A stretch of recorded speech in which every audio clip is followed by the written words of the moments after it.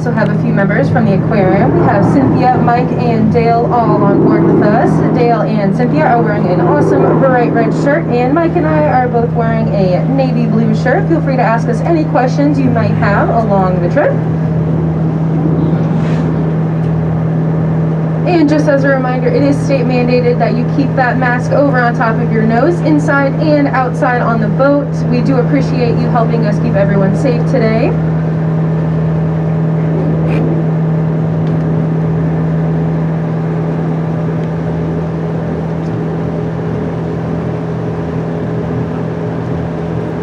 And as we make our way out there, we are leaving from Owls Creek. It's about 100 acres of salt marsh. It is a coastal watershed connected to the Atlantic Ocean by the Rudy Inlet and the Rudy Lake.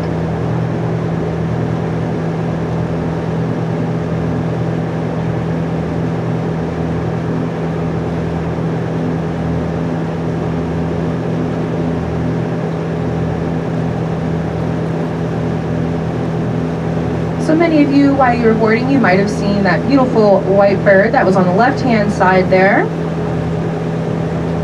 And that was a great egret. They are very, very common in our marsh. They usually walk slowly along the shallow shoreline, and they'll attack any fish within striking distance. They are quite beautiful.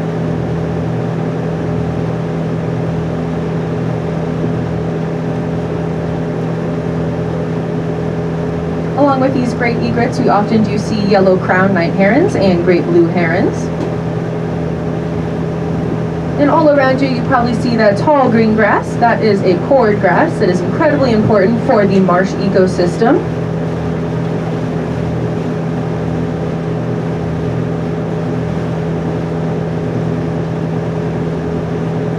The roots of this cord grass are so dense that they help keep the soil and the dirt and stuff, so help prevent erosion and help our shoreline. So not only does that help us for our erosion, but it also helps all the awesome animals that live inside of the marsh.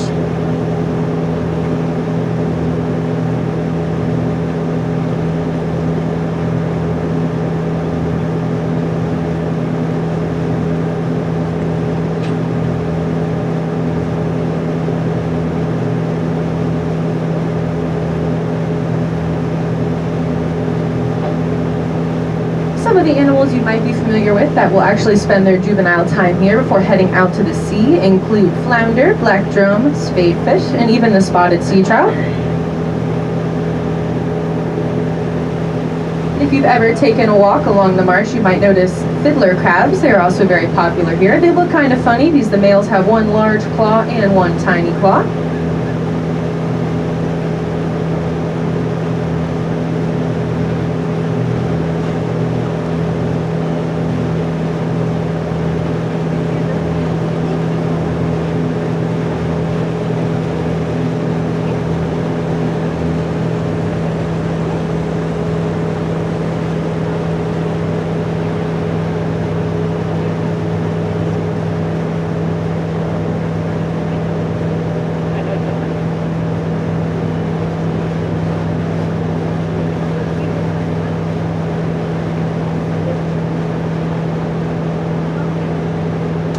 I'm a little biased because wetlands tend to be my favorite ecosystem, but I am not the only one, because over 1/2 of all North American bird species use the wetlands to live in or feed on, so that's pretty cool.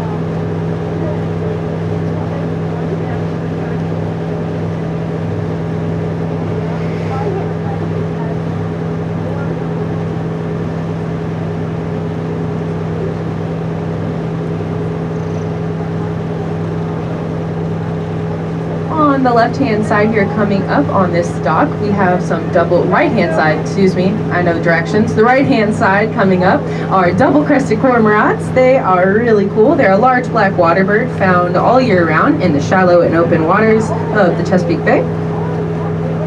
And they have really cool webbed feet that they'll use to push themselves through the water and grab their prey. And just again, right-hand side, I definitely forgot my directions there. They're on the right-hand side on that dock. You can even see one spreading his wings out to dry them out.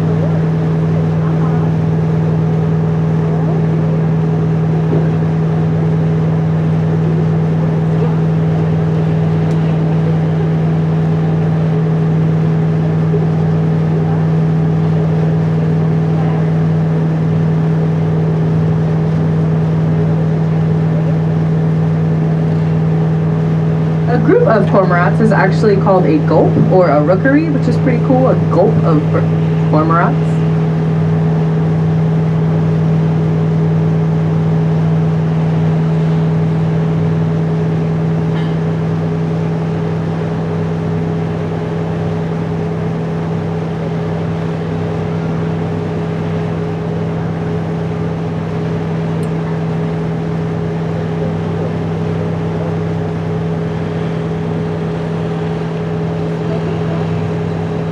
If you've ever had the chance to visit us at the Virginia Aquarium, a lot of our salt water actually comes from this very marsh. We use it in our saltwater exhibits. So if you've been there, you've also seen some of the water from here.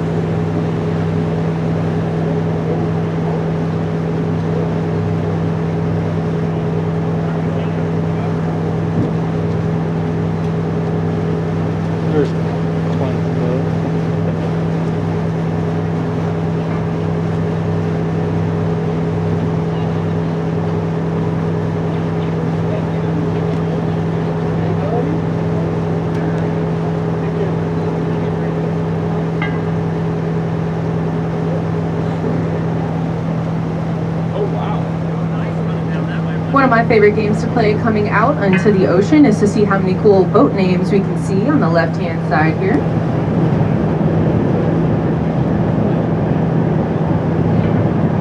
Fly and that is a big freaking boat. That's a nice boat. That's nice. That's right there. That costs some money. That would be like 10, 15 mil.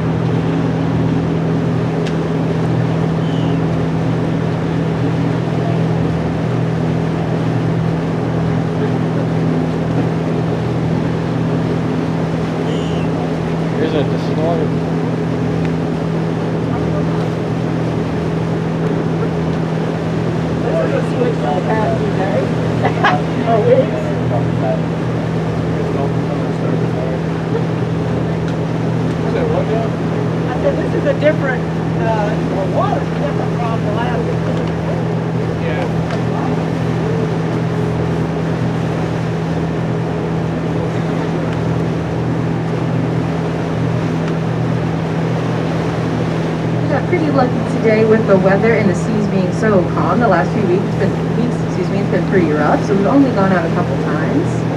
Fingers crossed we see all of the awesome dolphins we want to see today.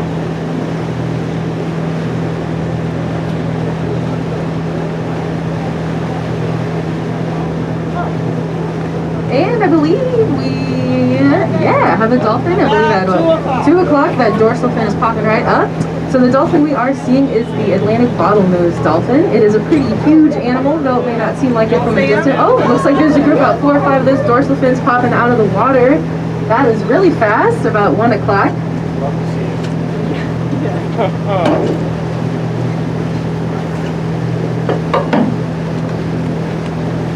So these beautiful animals, wow, look at them. A couple different groups already right out in the Atlantic Ocean. Beautiful. Those curved dorsal fins. Sometimes they'll even have a long filamentous black or red string-like substance on them. And these are actually a barnacle. They don't help or hurt the dolphin. They just kind of hitch a ride as the dolphin goes through the water. And these adult dolphins can be up to 12 feet long and can weigh up to 600 pounds. And when the calves are first born, they are born at about 40 pounds and can be up to 5 feet long. Which does not sound fun to give birth to.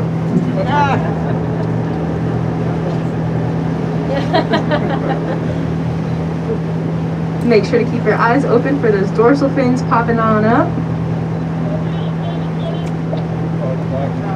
And it looks like we have some at about 5 o'clock towards the back of the boat. And you might notice immediately that these dolphins, the Atlantic bottlenose dolphin, they are darker on top. They're dark gray, and they tend to be a white, light gray, or sometimes even a pinkish color on the bottom and the sides. And this is called counter shading. It helps protect them in their environment.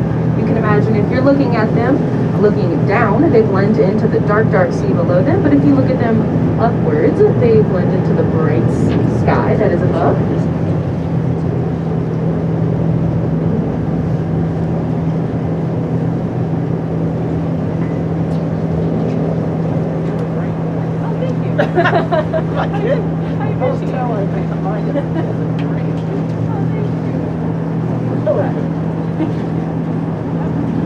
Make sure to keep your eyes open for those dorsal fins, and even though we usually see the dorsal fins, their tail, oh, right there, beautiful, at about 10 o'clock there, between us and the shoreline, perfect. And you can see that there are groups of dolphins. It looks like there's about 4 or 5 of them, and that is because dolphins are incredibly social creatures. They always travel together. Oh, look at them! He's got a tail snap. That's awesome. We don't see that every day. Look at them, beautiful. 4, 5, 6 of them. I believe that is a juvenile with the group. And these juveniles tend to hang out in groups with females and the younger dolphins as well. Beautiful, look at them.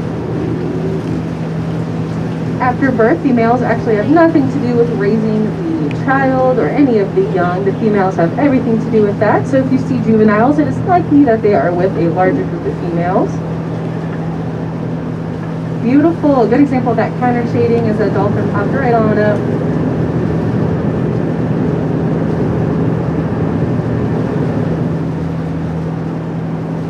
If you've ever gone fishing here, you might have caught a fish in the drum family, and that's awesome because that's actually about most of what our dolphins tend to eat, and that makes for an easy catch because our dolphins have incredibly good hearing. And if you couldn't tell by the name, fish in the drum family are incredibly noisy creatures, so it makes for an easy catch for our dolphins. It is also pretty easy for them. Oh, right there at noon, perfect, beautiful, between us and that shoreline. Our Atlantic bottlenose dolphins do have excellent hearing and eyesight, but because the Virginia Beach waters are kind of murky, they tend to rely on their hearing more than their eyesight.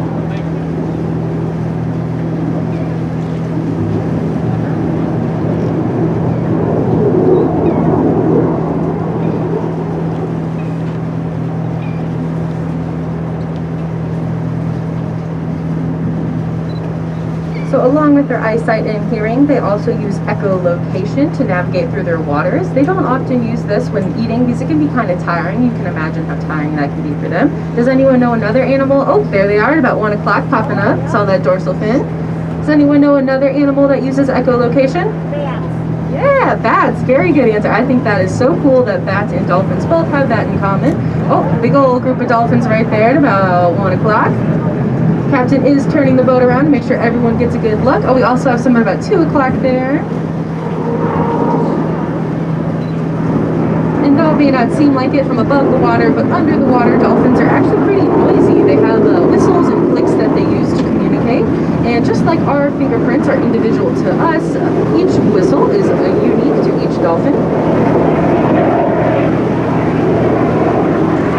Beautiful there at about 1 o'clock.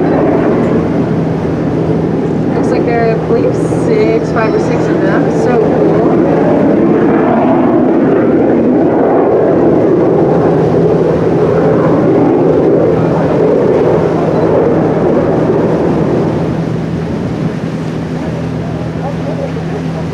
There at about 1 o'clock, popping up. It's hard to get. I know, I'm so excited.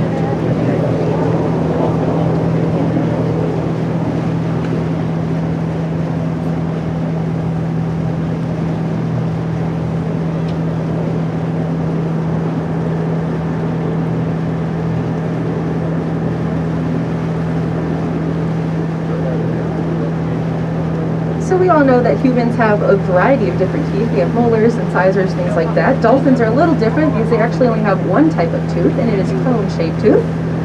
And once they lose these teeth, they are completely gone.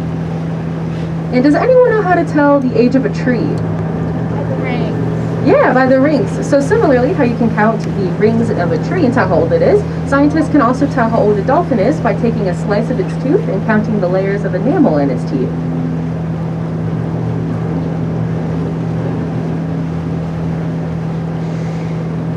Being a dolphin dentist sounds pretty fun.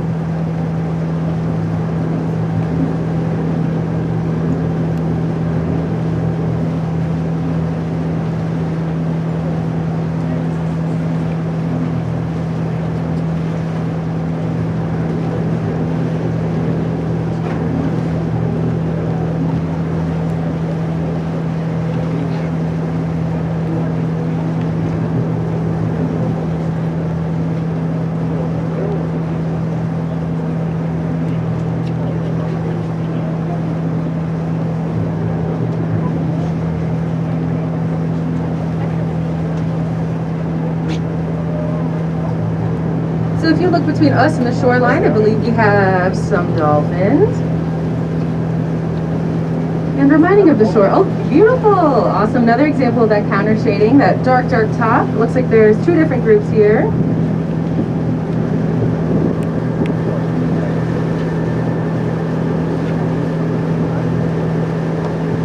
So sometimes we'll see juveniles that'll pop their whole head out of the water, and that's because they're unfamiliar with their surroundings yet. They're just born, they're still trying to get used to it. So sometimes we'll see their whole heads pop out of the water, pretty adorable.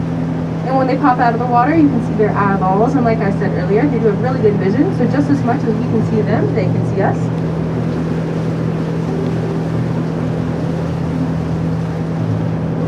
Beautiful right there at about 11 o'clock. Oh, 2 different groups there. We got some at 10 and 11. Now it's almost noon. And as we look at this shoreline, sand might seem pretty boring, but I think it can be pretty cool. One of the cool ways that sand is actually made is by the parrotfish. So out in the sea, parrotfish will nibble on all of the different algae and things on that coral, and when it poops it out, it's actually sand.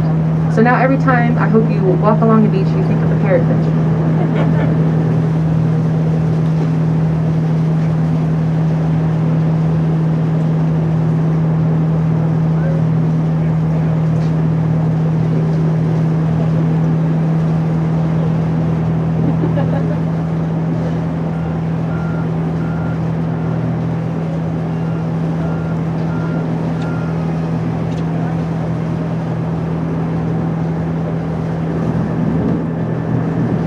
As these dolphins pop out of the water, you're probably noticing that very smooth, rubbery-like skin that they have there, and they use that as insulation. The water can get pretty cold, so they use that to keep themselves nice and insulated, and to also help them streamline through the water. It gives them no resistance as they swim on through the water.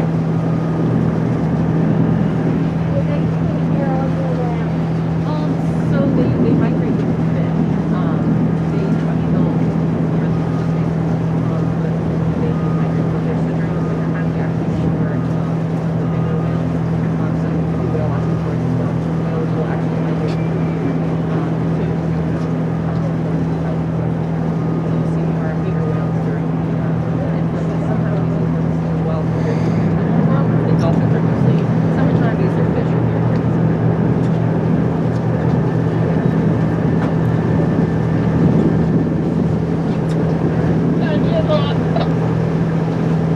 So I just got a really good question on if we see dolphins in the wintertime, and we actually tend to not see them in the wintertime, but we do see bigger whales in the wintertime, and that is because this is actually a migration feeding ground for the whales. So we actually do whale watching tours as well during the wintertime, so feel free to come hang out and go on that 2.5-hour long journey with us. And there are some dolphins at about 12 o'clock here. They are swimming in front of us, beautiful. A question that I sometimes get is, do dolphins sleep? And does anyone know the answer to that? So kind of. Dolphins kind of sleep. They'll actually go to the surface and they turn off one half of their brain and they'll rest there. And once they're done doing this, they'll turn on both half their brains again and keep on swimming. They have to keep that one side open because they are manual breathers. They're on, excuse me, at all times. And they do this for about a third of their day, which is way more sleep than I normally get. There they are again at about noon. Perfect, beautiful.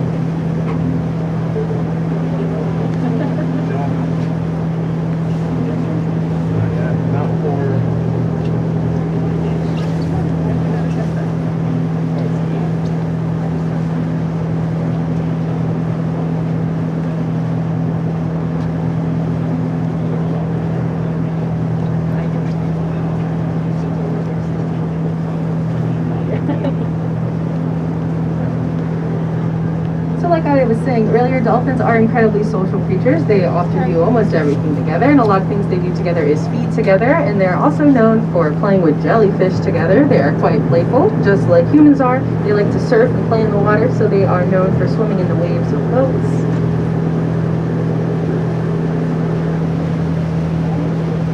And we got some popping up there about 11 o'clock between us and the shore.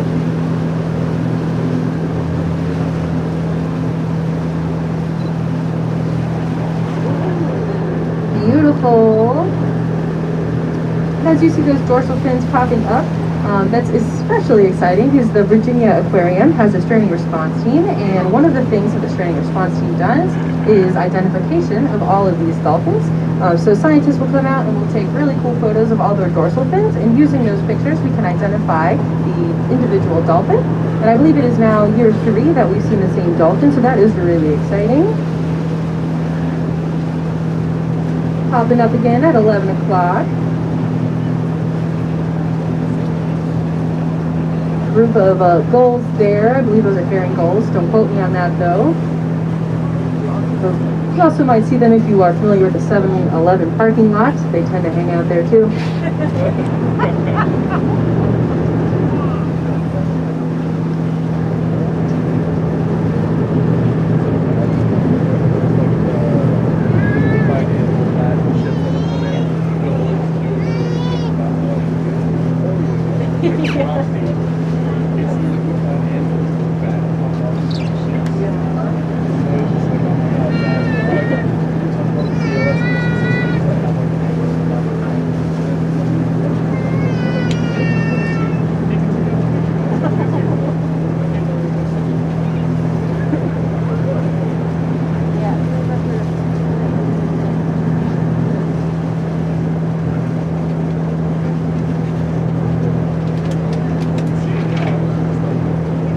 Another animal that we often see here is the cow-nosed rays. They are really cool, and though they are gentle giants, they do have really, really strong dental plates, and they use these strong dental plates to crush up hard and soft clams and shells, things like that. So I definitely wouldn't recommend putting your hand near their mouth, but it is really cool when they migrate because they'll migrate in like hundreds of them, so it's cool just to see hundreds of them migrating.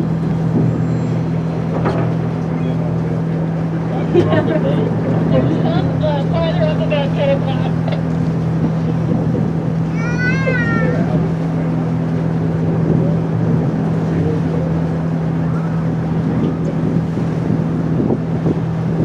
And looks like we have some dorsal fins popping up there at about noon.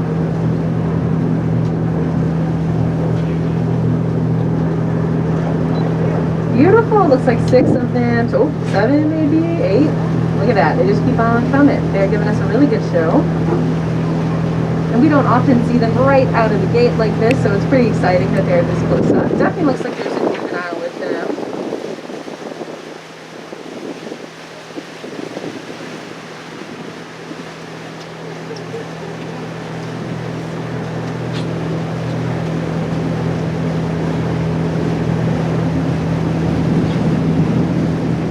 Along with that photo identification that the training team does, they are also pretty cool. Oh, look at them. Oh my goodness, that is so cool. At about 1 o'clock there's about 5 of them. Looks like they're heading right this way.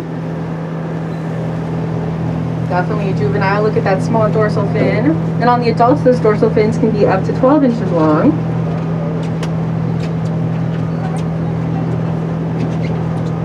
So I was saying right before I got excited about the dolphins that the Australian team also, the main goal that they have there is to rescue and rehabilitate animals that we often see. So marine mammals like whales, dolphins, and turtles as well. We will go out and, if we can, if possible, rescue them, rehabilitate them, and return them back into the wild.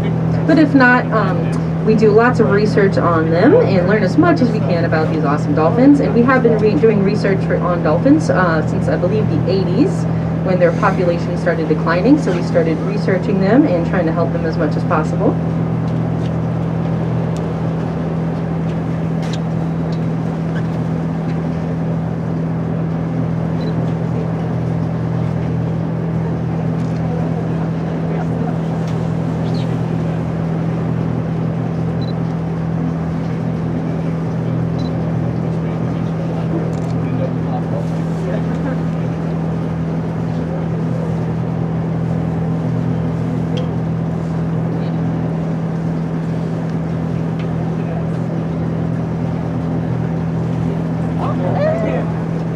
And right there at about 1 o'clock. Beautiful. Oh, there they are again at noon. So cool.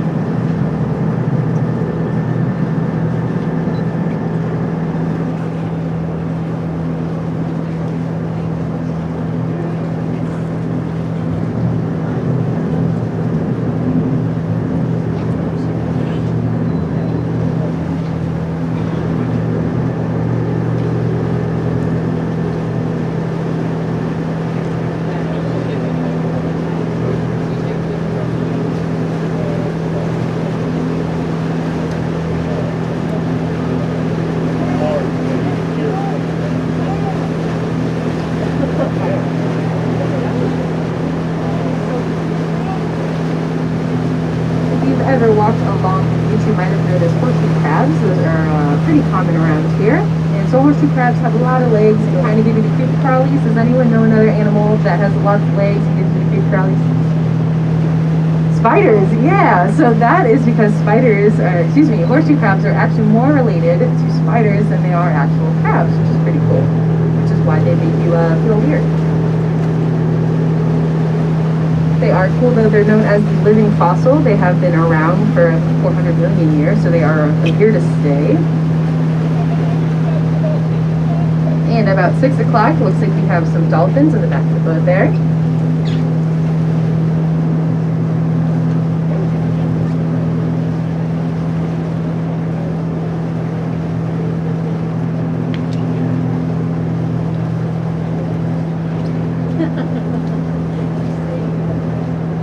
She gives you so much for me.